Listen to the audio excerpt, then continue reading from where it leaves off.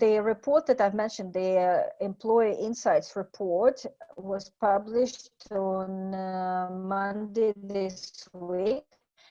And it what employers around the world think about young professionals joining their ranks. And as a company, Kias is in touch with thousands and thousands of employees around the world, mainly for the sole purpose of collecting their opinions on universities which meet their expectations, their requirements in terms of graduate recruitment. Also, what probably was mentioning, employer reputation, so the recognition of the university by employers, is one of the key elements of all the QS rankings. So we rely quite heavily on opinions of employers, as we believe they are one of the key stakeholders of all the education and career program processes. So in terms of recruiters, you can see that the priorities can be very, very different. And what I am personally quite pleased to see is that an indicator called best grades, which used to be very popular as recent as like 7 years ago, is now, you can see, almost like second from the bottom. The first and the most popular criteria for the employers while recruiting a new person is his or her professional experience. So this is, as you can see, is totally in line with what Rox and her team are trying to achieve, that experience, working experience, is a part of educational process. And we at Kia strongly believe in this, because your education is worth nothing if you can't apply it, right?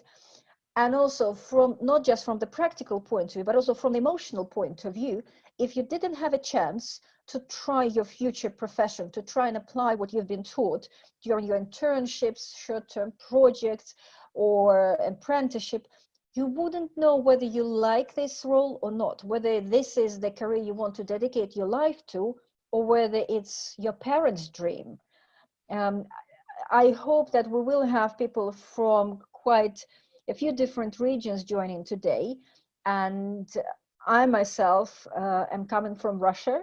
So I'm also sort of what you call in today's term, a qualified immigrant who came to the UK 15 years ago and has built a career and a family here.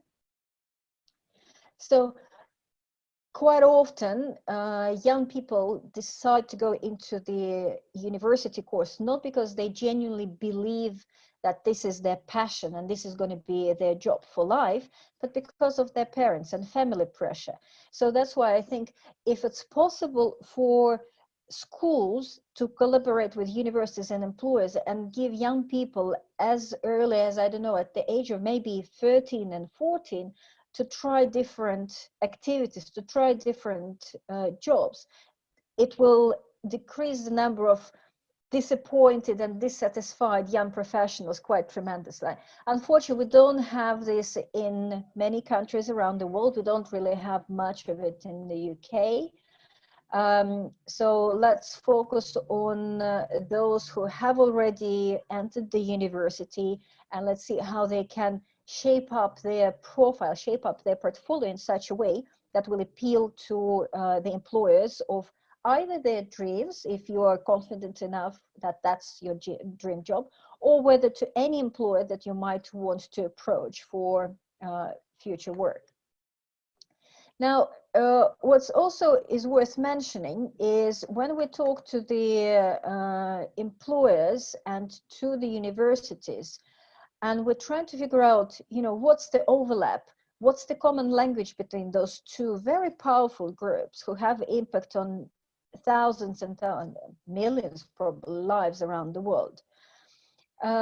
Everybody is talking about career outcomes.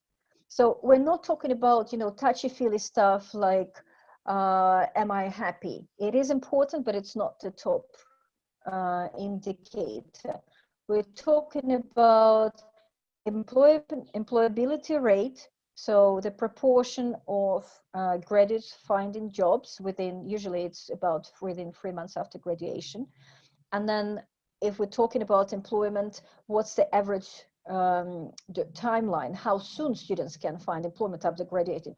Obviously, students or graduates of a strong university, or, and that's also quite important to remember, sometimes you can get a fantastic job grading from a particular course from not the strongest university overall, but who will be the strongest university in this particular subject area.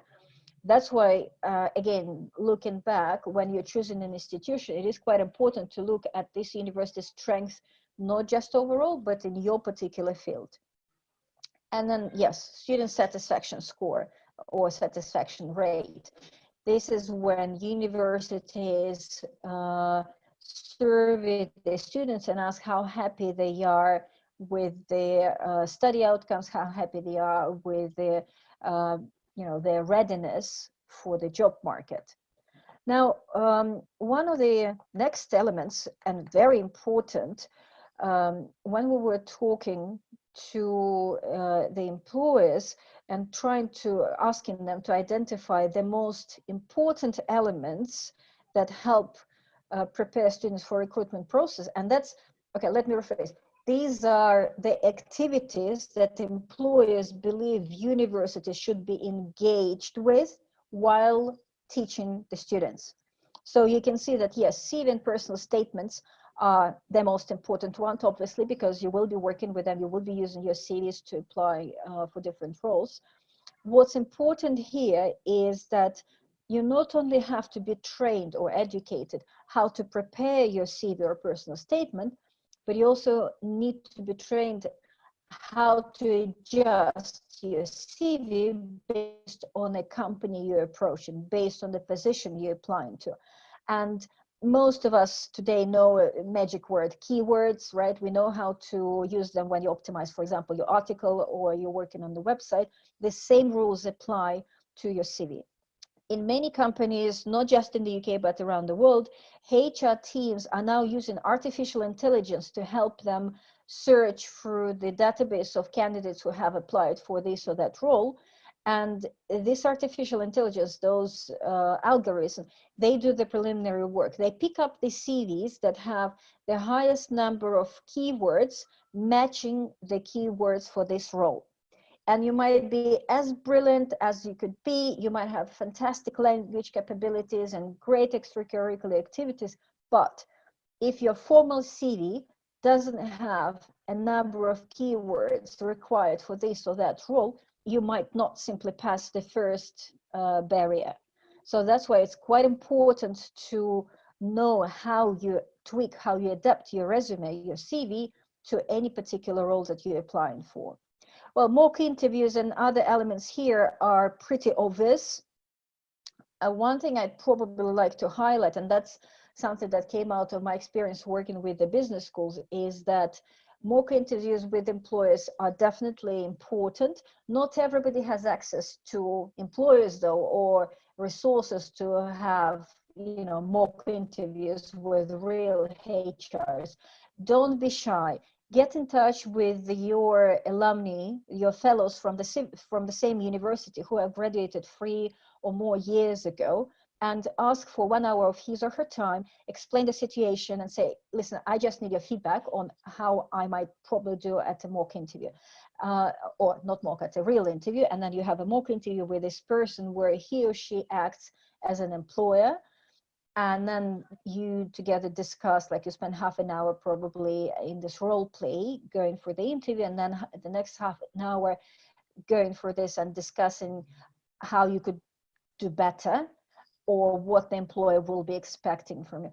Obviously, these are not HR professionals, but those are people who have already been through the process and who might give you a very valuable insights into your future profession, into your future interviews, and it will be generally very helpful. Now, one thing I'd like to ask you guys, and maybe a little bit later, if you could just let me know which universities you're coming from and whether your institutions had a career center that would undertake, if, well, ideally all, but I'll be happy with just like at least 2 or 3 out of those. So whether you had your CV writing trainings, whether you had interview trainings and other activities. Now I'm trying to stay cautious of time so that we also have enough time for questions and answers. So this is a rather important element I wanted to share with you. So when we ask employers which skills are important for you when hiring a new candidate, 5, well, less so for 5, but 10 years ago, for example, things like data skills, problem solving, so like hardcore skills were coming on top. Now, by default, it is expected of you, but you can see that such skills as communication, teamwork, flexibility, interpersonal abilities, and probably I think interpersonal abilities sit somewhere between communication and teamwork, are becoming more and more important. So it's emotional intellect, and it's your everything about soft skills. What it means to you, for you, is that when you're working on your CV, you have to also bear in mind that it's not just the hardcore tech or keywords that are important for this role, but you also have to show your personality. I will share the link to this report with all of you, so you'll be able to download and read it when you have time. But these are the key words that I would strongly advise reviewing, trying to reflect on yourself and see what you can, not just what you feel is that you have, but also what other people think, and then can say, oh yes, Joe really has a fantastic interpersonal skills, or she's got amazing creativity which helped us resolve XYZ issues. Okay, now when we look at the satisfaction scores, so it's a very interesting exercise called when you do gap analysis. So you ask employers what are their expectations in terms of importance of the skills, and then we ask them about how satisfied you are with those skills that you've identified as important when we look at the graduate employees, young employees that you've hired. And you can see that teamwork and technical skills come highest. However, when it comes down to communication, we remember, yes, it was coming up really high at the previous chart. Unfortunately, it's not within top 3 and not even within top 5 satisfaction elements. So your task is to make sure that the key skills which are important for this future employer of yours are reflected reasonably on your resume and CV and are highlighted during your interview. All right.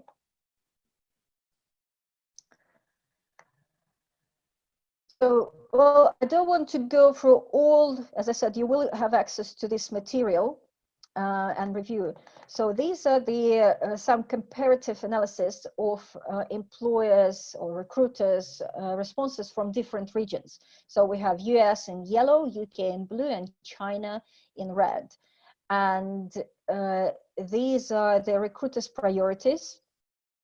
You can see that professional experience is by far the most important priority for employers from all 3 countries. However, it is the UK that puts the most weight on professional experience. So work experience, real life experience is truly crucial. And then when we move further to the right, target disciplines, so your educational background, whether it's coincides, whether it matches the job you're applying for, is also important. Now, I personally would say that, yes, it is 51% here, but take it with a pinch of salt, because depending on the sector we're talking about, it will vary quite drastically. Say, for example, if we're talking about tech companies such as Google or Facebook, or even Coursera, most of you would probably know that they have already announced officially they're not looking at your educational background. They don't really care whether you have a degree or not, but they do care about your experience, about your real skills, and about your real achievements. Whilst in other sectors, such as, say, healthcare and legal industry, and finance can also be quite tricky. They are actually indeed looking at your degree. So that's why it's so important that you try as many options as possible early on during your first or second year at the university, so that when you choose your job going forward, you're 100% sure that that's the job which you want to dedicate your life to. Because also it's easy to switch from one course to another, from one degree to another early on your educational years. I think we'll probably leave it on this survey on this one. Yeah, so this is again the same questions we're reviewing: what's important, what universities should help students with, but answers also spread over country. So you can see China, for example, strongly believes that universities should take care of students' CVs and personal statements. 74%, that's probably one of the highest answers that we've had in this issue, in this edition. Now, this is an interesting matrix. Most important skills and least satisfied. So this shows you the gaps, right? So remember, we were talking about how important communication is, and employers put it on top of their charts everywhere around the world. However, you can see that for many of them, it's not the one where they are really satisfied with. So communication is something you guys have definitely to work on. Graduate business school, I think this is probably not so relevant. What's interesting here are business masters. So if any of you have studied masters in management or masters in finance, you have better chances to find a formal job moving forward, or at least it's an easier process. Right, now let's stop over here and let's switch to the rankings, if I may. So as I've mentioned at the introductory beginning, Top Universities is the platform that QS has been running, and it's a pretty solid one. We had over 60 million in traffic last year. That's pretty good, believe me. And we, among many things, we also have the rankings that we publish. And one of them is Graduate Employability Ranking. So it's literally a ranking of institutions, of universities with the best career outcomes.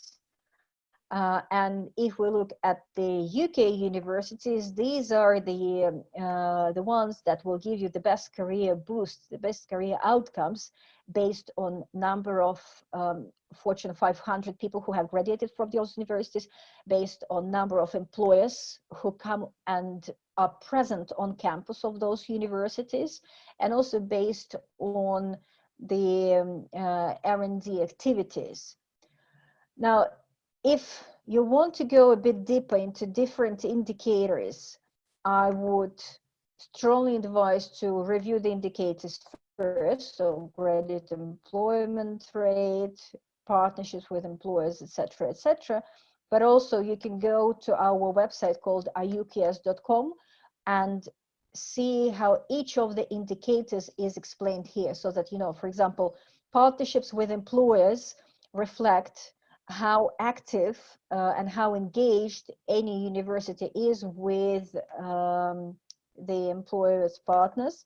And you can sort this ranking of universities by partnership with employers, and I'll tell you that even though University of Surrey is not the most highly ranked UK university when it comes down to general graduate employability ranking, however, they are the institution with the best record for partnerships with employers.